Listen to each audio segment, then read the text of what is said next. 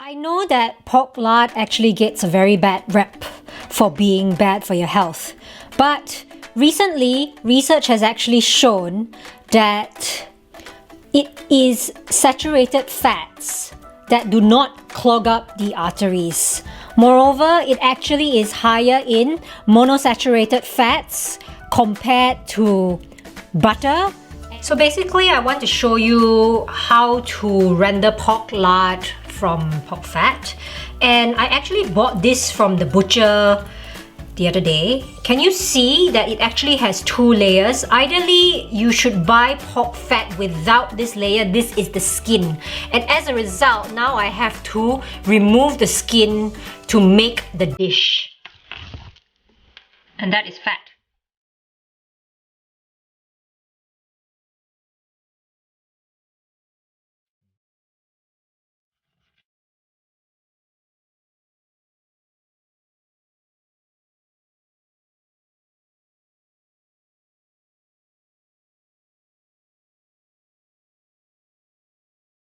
So I've already removed the skin from the fat and cut them into small little cubes, and I managed to derive about 650 grams of pork fat from the 1 kilo.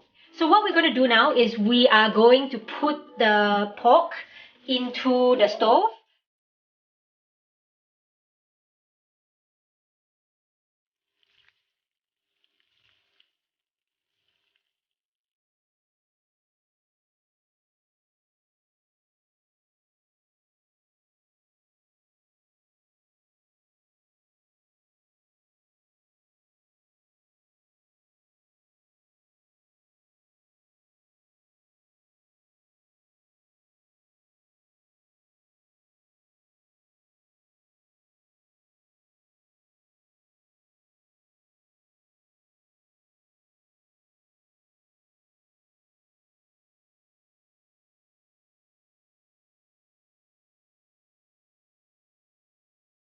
So here we have it, crispy pork lard, which is super yummy.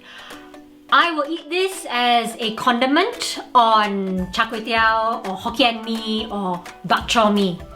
A lot of Chinese restaurants also use pork lard to make their dishes, and this is basically the condiment on top.